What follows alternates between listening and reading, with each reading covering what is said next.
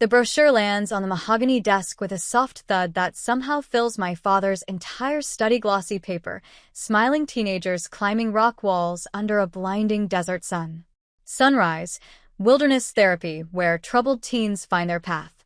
I stare at it, my hands frozen at my sides. Monday morning, Richard says, his voice terrifyingly calm. He leans back in his leather chair, fingers stapled. You'll go to Principal Abernathy's office and confess to hacking the school portal. You'll take responsibility for changing Holden's AP history grade. My stomach twists. I didn't, or he continues, like I haven't spoken at all. Tuesday morning at 2 a.m. 2 very professional transporters will arrive at your bedroom door. They have keys, they have authorization, and they will take you to Utah whether you're awake or not. The room tilts. I gripped the edge of his desk. My knuckles, white against the dark wood. You can't. I whisper. I can. He slides a packet of papers toward me. Legal documents, authorization forms, all signed. All dated. You're a minor Marine. I'm your father. The law is very clear about what I can do. My throat closes. This morning, I was fixing the router in the hallway, hoping he'd notice. Hoping he'd say something like, "Good work," or, "Thanks, sweetheart." Instead, I'd overheard him in here with Catherine. Their voice is low and urgent. 100% plagiarism flag. My mother had said Yale's recruitment office will see it. Holden can't afford this. Not with a lacrosse scholarship on the line. I'd pressed myself against the wall, listening to them discuss my brother's AP history final like it was a corporate crisis, which I suppose. To them, it was Holden, right? Star athlete, future Yale legacy. Caught cheating, their golden child tarnished, and somehow that became my problem. I have early acceptance to Stanford. I say now, hating how small my voice sounds. I have a 4 gigapascals. I've never even had detention. Richard waves this away like he's swatting a fly. None of that matters if you can't be a team player. Maren, this family has a legacy. Your brother's future is at stake. My future is irrelevant. He stands buttoning his suit jacket. Holden is an athlete. He brings value. You. His eyes sweep over me, cold and assessing. You fix computers. That's not a legacy. That's a hobby. The words land like a slap. I've spent 17 years trying to be useful to these people. Fixing their devices, troubleshooting their network, managing their passwords. Always hoping that if I just made myself indispensable enough, they'd finally see me. But standing here watching my father look at me like I'm a line item to be managed. I understand. I was never their daughter. I was always just a resource. I won't do it, I say. Catherine appears in the doorway, perfectly dressed as always. Her country club, pearls gleaming. Richard. Is everything settled? Not quite. He nods toward me. Our daughter is being difficult. She sighs, the same exasperated sound she makes when the caterers arrive late. Maren, honey, just do what your father says. It's one little confession. You'll be fine. I'll have a criminal record. Oh, don't be dramatic. She examines her manicured nails. It's a school matter. It'll go away, but Holden's plagiarism won't. That's the point. I take the fall. He stays clean. Yale never knows. The Wright family machine keeps running smoothly. Monday morning, Richard repeats. Principal Abernathy is expecting you at 8 a.m. He's already arranged it. Of course he has. This was never a discussion. This was a notification. And if I refuse? He picks up his phone. Shows me the screen. A contact labeled Sunrise Transport Services. His thumb hovers over the call button. I have their 24-hour line, he says quietly. They can be here in 6 hours if needed, but I'd rather you chose the sensible option. My legs feel weak. The study seems to shrink around me. All dark wood and expensive leather, and the faint smell of his cologne. A prison dressed up as success. I need to think. I manage. You have until Monday. He sets the phone down. I suggest you think quickly. I turn toward the door, but his voice stops me. Oh, and Maren. I'll be keeping your laptop and phone until this is resolved. Just to ensure you don't do anything foolish. He holds out his hand. Waiting. I pull my phone from my pocket with shaking fingers. Hand it over. He plucks my laptop bag from where I'd set it by the door. Go to your room. Catherine says, not unkindly, like she's talking to a child who needs a timeout, not a teenager being blackmailed by her own parents. Get some rest. You'll feel better in the morning. I climb the stairs on autopilot, hear the lock click behind me when I reach my bedroom. The sound of my door being secured from the outside. I press my palms against the wood, my forehead resting on the cool surface. Please. I whisper, hating myself for it. After everything I've done for you. No answer. Just footsteps retreating down the hallway. I sink to the floor, still hoping they'll come back. Still hoping this is some kind of test that I can pass. If I just find the right answer. Still seeking their love. Even now. Especially now. Saturday. Light filters through my bedroom curtains. Weak and gray. I've been trapped here for 14 hours now. My stomach aches from skipping dinner, but the nausea wins every time I think about eating the granola bar. Catherine slid under my door this morning. I pull myself off the bed and walk to my bookshelf, third shelf from the top, wedged between my AP chemistry textbook and last year's yearbook. My fingers find the hollow space I carved out months ago. The burner phone is exactly where I left it. Emergency device. That's what I told myself when I bought it with cash for my bug bounties. Just in case. I never imagined the emergency would be my own parents. The screen glows to life. One contact saved, Mrs. Vance.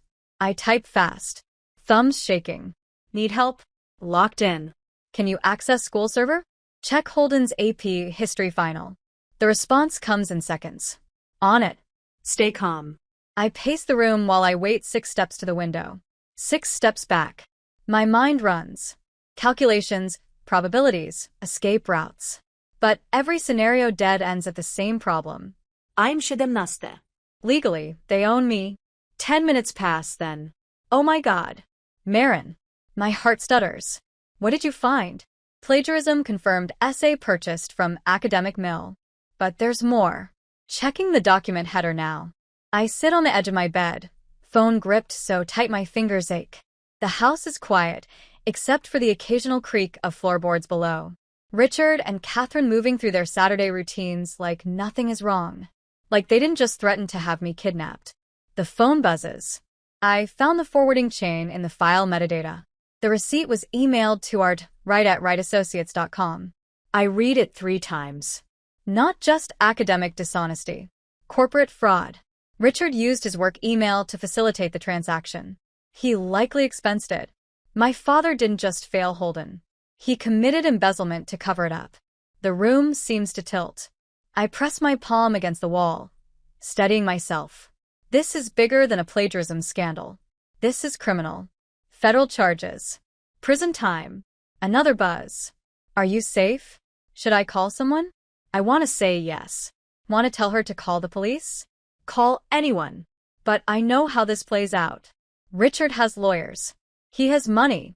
He has a network of people at the country club who owe him favors. And I have nothing except this phone and a teacher. Who cares? Not yet, I type. Need more time? Downstairs. I hear Richard's voice muffled through the floor, but I catch fragments. Tuesday morning confirmed 2 a.m. pickup.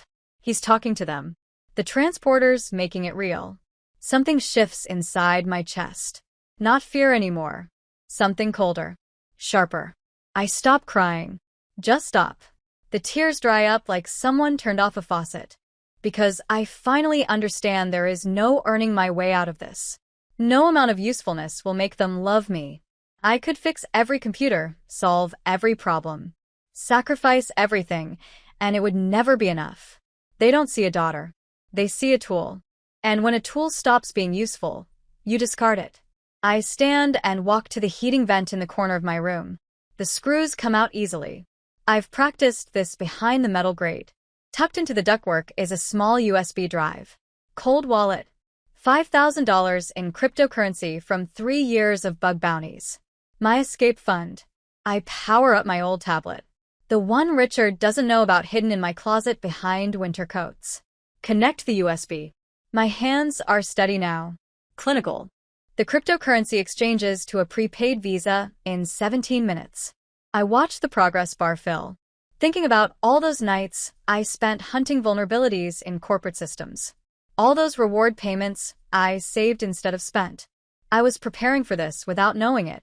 Can you set up a trap? I text Mrs. Vance on the school server. What kind of trap? The kind that deploys evidence when triggered. The email logs the fraud. Can you do it? 3 dots appear. Disappear. Appear again? Yes. But, Maren, This will destroy him. My finger hovers over the keyboard. I think about my father's face when he handed me that brochure. The cold certainty in his voice. The way he looked at me like I was already gone. good. I type back. Catherine's footsteps on the stairs. I shove the phone under my pillow. Hide the tablet under my mattress. She unlocks my door. Edges it open. Carries a tray with a sandwich and apple slices. You should eat something. She says, not meeting my eyes. She sets the tray on my desk and turns to leave. Mom? She pauses. Hand on the doorframe. Why are you doing this? She looks at me, then really looks. And for half a second, I see something flicker across her face.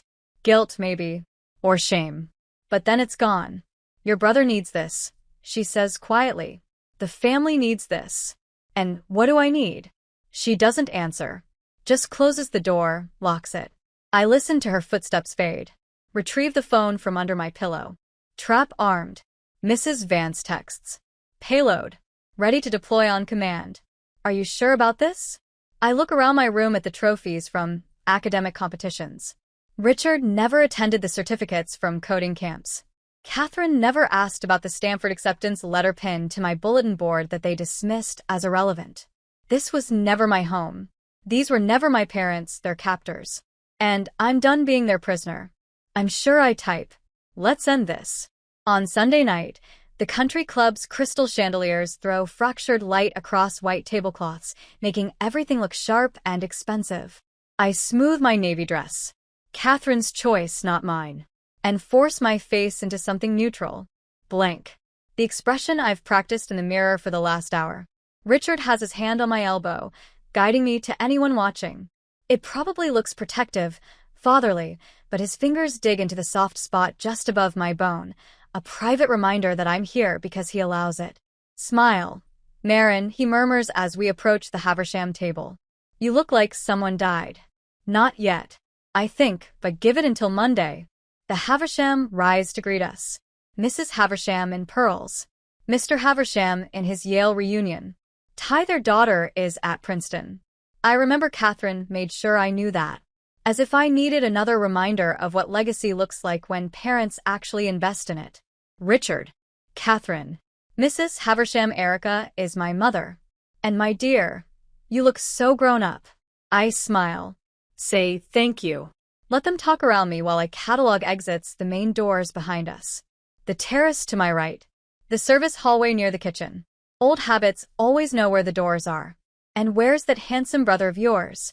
Mrs. Haversham asks. Holden's finishing up lacrosse practice. Richard says, his voice warm with pride. The same voice that 2 days ago threatened me with kidnappers in the middle of the night. Yale's been very interested in his performance this season. Oh, how wonderful. You must be so proud.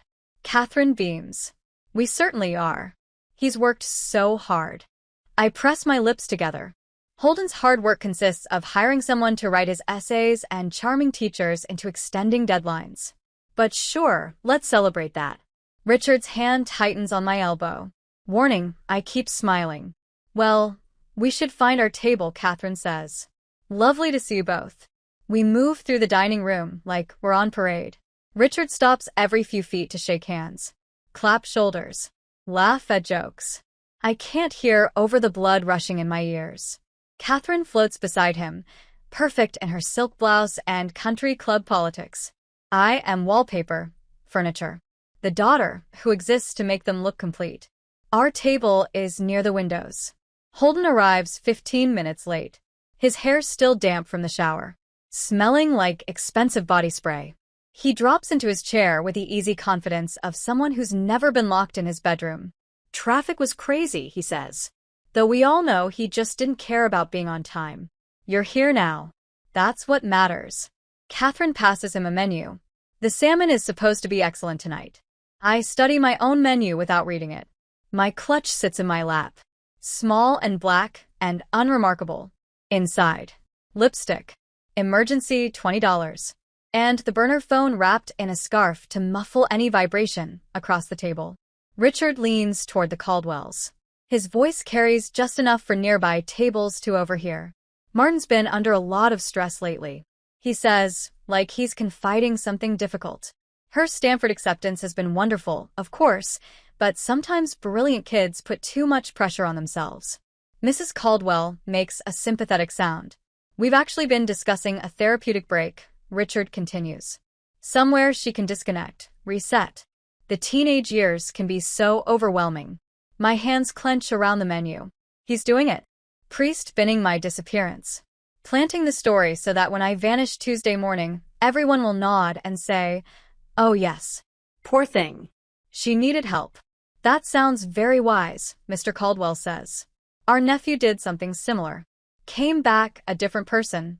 I'll bet he did. I think 3 months in the Utah desert with no contact will change anyone. Catherine touches my hand. Sweetheart, are you all right? You look pale. I'm fine. My voice sounds far away. Just tired. Maybe you should visit the ladies' room, she suggests. Translation. Go fix your face. You're embarrassing us. I stand, take my clutch, walk toward the hallway near the restrooms, my heels clicking against marble. The hallway is quiet. Damn. I slip into the single-stall bathroom and lock the door behind me.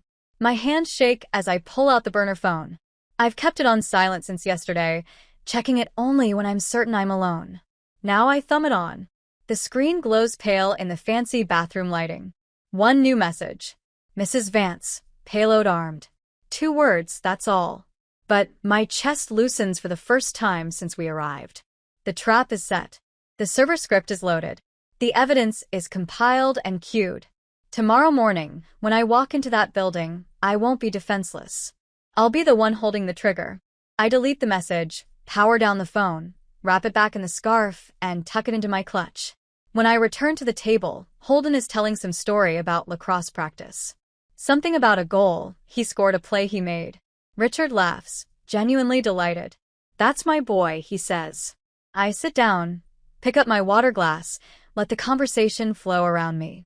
Dinner arrives. Salmon for Catherine. Steak for Richard. Pasta for Holden. I ordered soup because it's hard to look like you're eating when you can barely swallow. You should eat more than that, Catherine says quietly. You're getting too thin. I take a spoonful. It tastes like nothing. After dinner, Richard excuses himself to smoke cigars with the Haversham men. Catherine drifts toward the bar to gossip with the tennis ladies.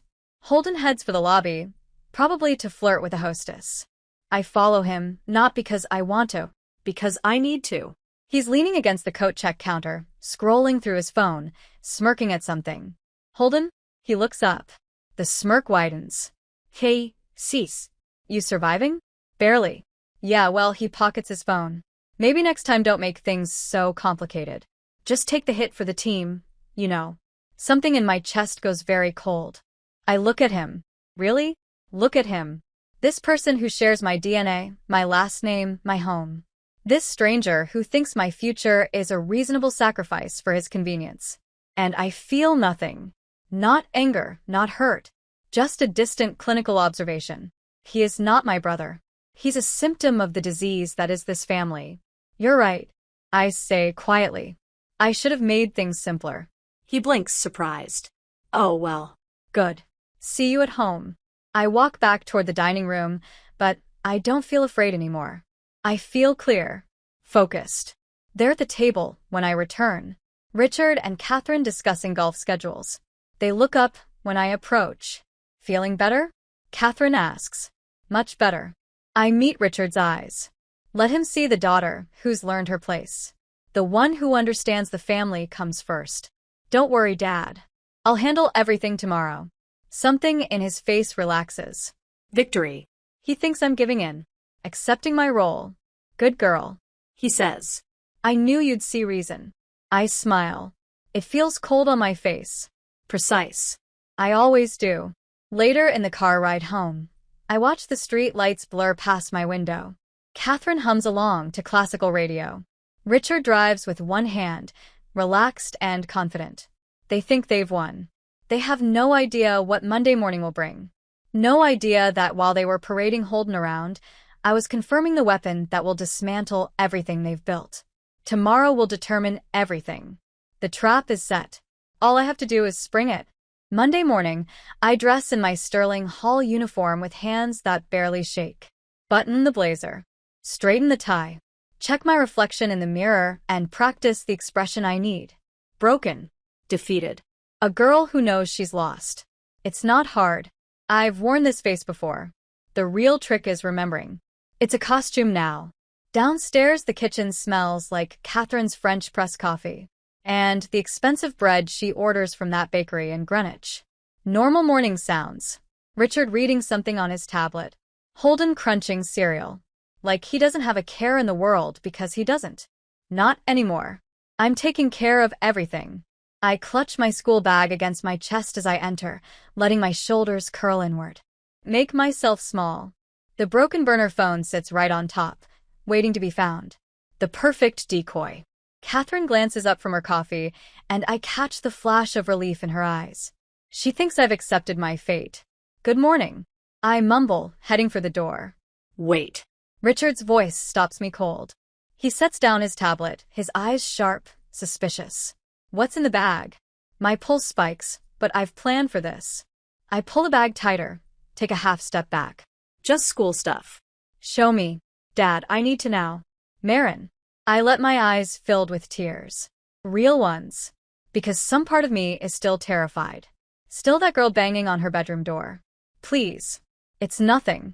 I just want to go. He stands, crosses the kitchen in 3 strides.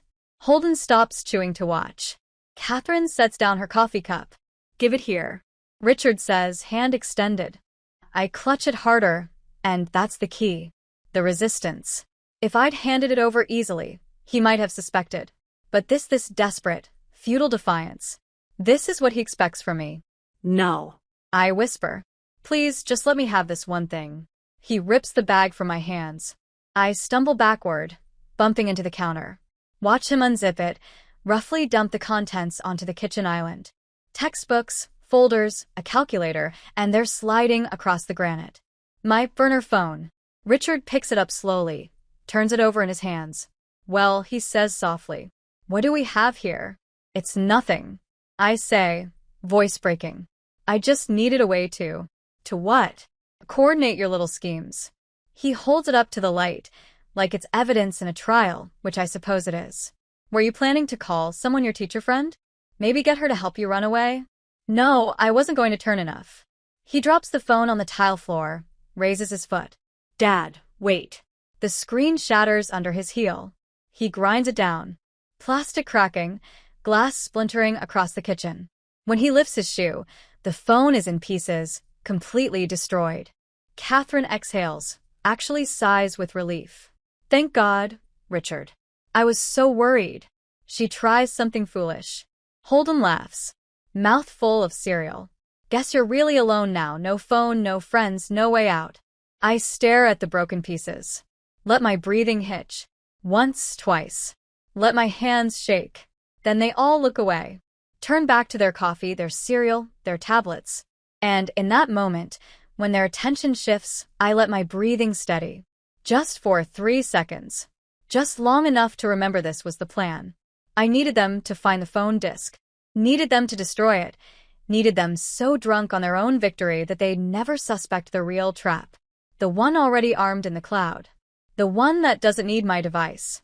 Any terminal connected to the school network will do. I just need 10s at a keyboard. Get your things, Richard says, checking his watch. We're leaving in 5 minutes.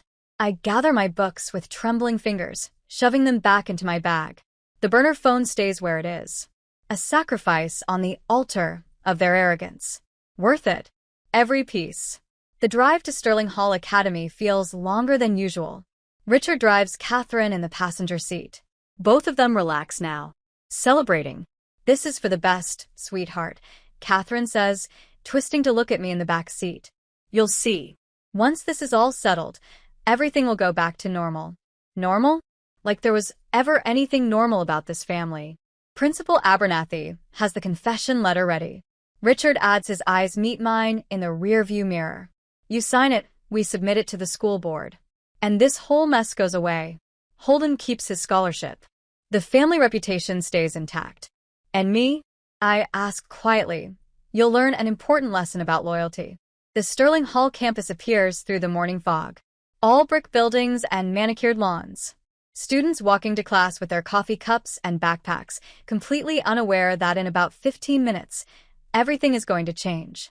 Richard parks in the visitor lot closer to the administrative building, more convenient for their purposes. We walk across campus like I'm being escorted to my execution. Richard on one side, Catherine on the other, a prisoner between her guards. Students stare. Some whisper. They all know who the Wrights are. Holden's family, the ones with the money and the connections. And the country club memberships. No one asks if I'm okay. The administrative building smells like floor polish and old paper. Principal Abernathy's office is at the end of the hall. Door already open, waiting for us. He stands when we enter, extending his hand to Richard. Mr. Wright. Mrs. Wright then barely glancing at me. Maren. Gerald. Richard says, shaking firmly. First names, of course. They're on a first-name basis. Thank you for accommodating us this morning. Anything for Sterling Hall's most generous donors. Abernathy gestures to the chairs. Please sit. Richard and Catherine take the leather chairs facing the desk. I'm left standing until Abernathy points to a smaller chair off to the side. The student chair, the one positioned lower than everyone else's. I sit now, then Abernathy pulls out a folder, opens it to reveal a typed document. This is the confession we discussed. It outlines how you, Maren, access the school portal using your computer science knowledge to alter your brother's grade. Very straightforward. You sign here. We file it with the disciplinary committee. And the matter is resolved. He slides the paper toward me. A pen rests on top. 3 predators surrounding me. Richard to my left, leaning forward slightly. Catherine to my right, hands folded in her lap. Abernathy behind his desk, already reaching for his official stamp. No phone, no visible help. No way out that they can see. But I don't need any of those things because the trap isn't in my hands. It never was. It's in the cloud. Armed and ready. Waiting for one single command. I look at the confession letter, at the pen, at their expectant faces. I stare at the words swimming on the page. I, Maren Wright, confess to unauthorized access of the Sterling Hall Academy student portal. Richard stands behind Abernathy's chair, arms crossed. Catherine perches on the leather sofa by the window, hands folded in her lap like she's waiting for a tennis match to start.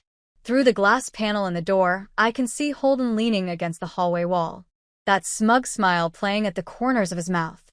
3 predators in this room, one waiting outside, and me supposedly powerless. Maren.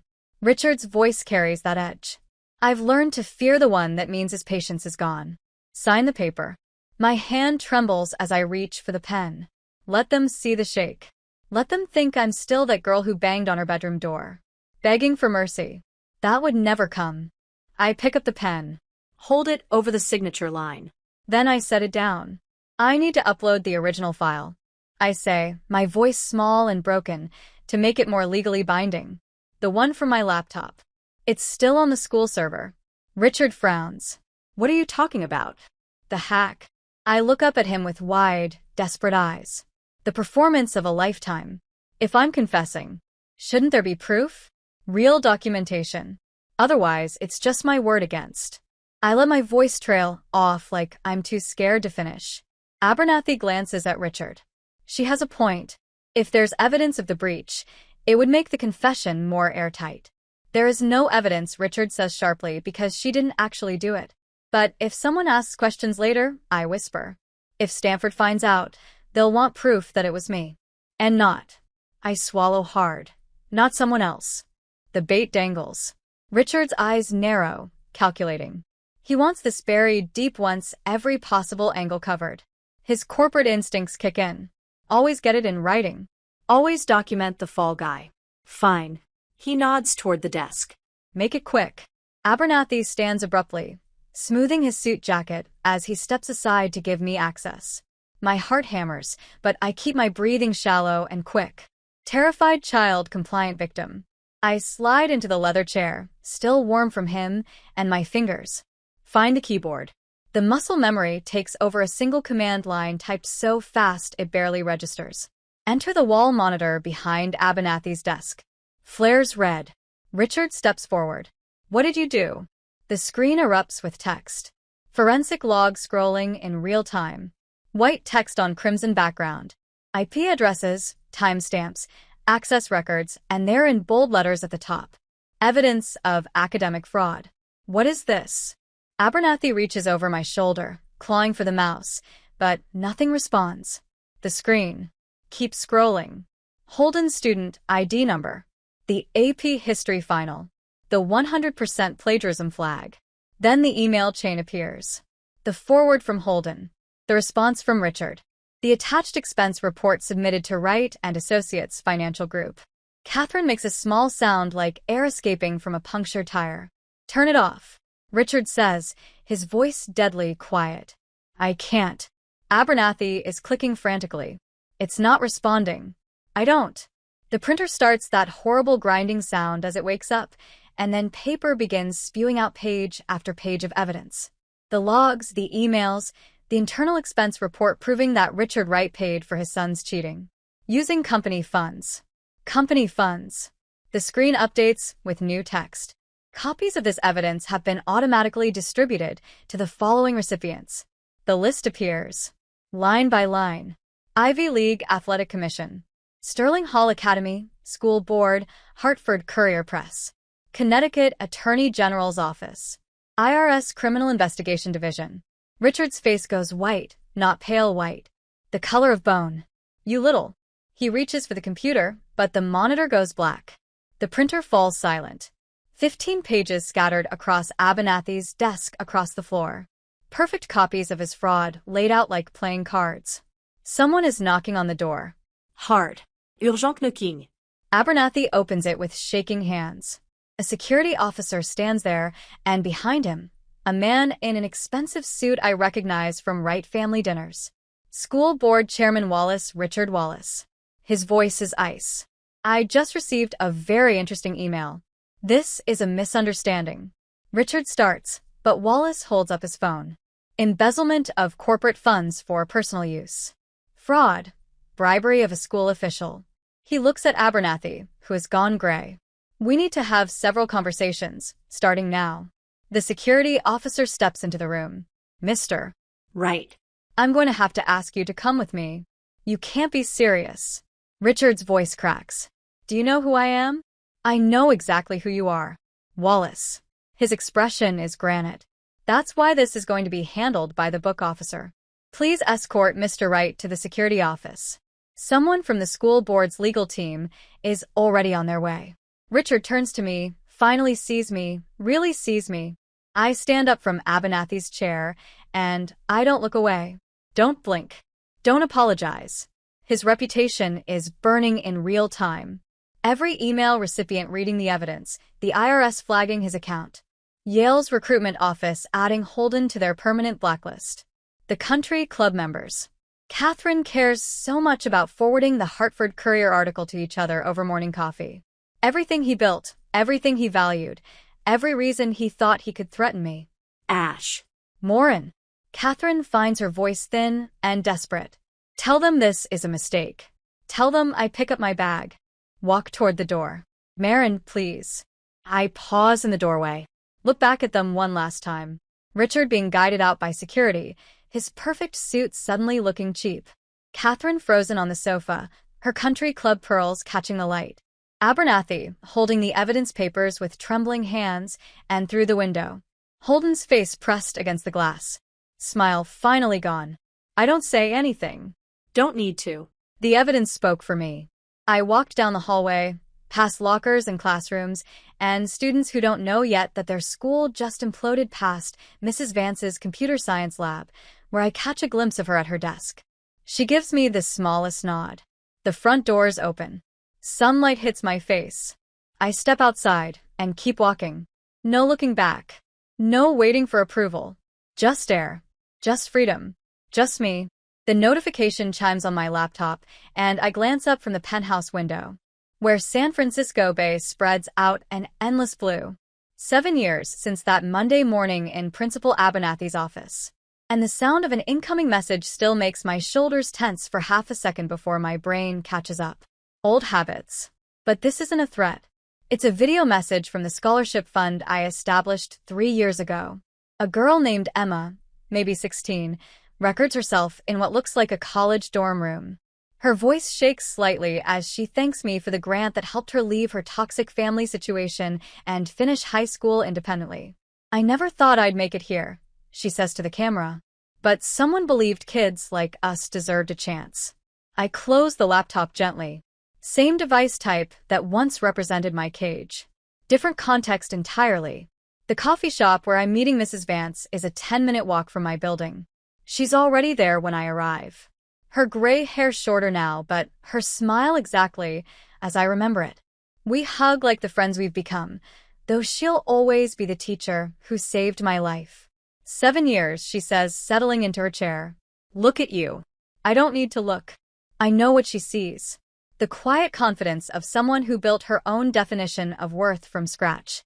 No expensive clothes. Trying to prove anything. No desperate energy seeking approval. Just steady ground under my feet. The fund hit 50 recipients this month. I tell her you're giving them what we gave you. A way out. She stirs her coffee slowly. "Have you heard from them? Your family?" The question doesn't sting anymore. Richard, still in federal prison, fraud and embezzlement carried a longer sentence than he expected. Catherine burned through whatever money he'd hidden. Last I heard, she's been banned from every country club in Connecticut. And Holden working retail. No Yale, no lacrosse career, no immunity. I take a sip of my coffee. Turns out being the golden child doesn't mean much when the gold was always fake. Mrs. Vance nods, understanding that I'm not gloating. Just stating facts. The wreckage they created for themselves after I walked away. Later, I take Justice to the beach. He's a rescue mutt. Lean and scarred with one ear that doesn't quite stand upright. We found each other 2 years ago, both of us knowing what it meant to survive. Something that should have broken us. My phone buzzes. Visual voicemail. Catherine's name on the screen. I stop walking.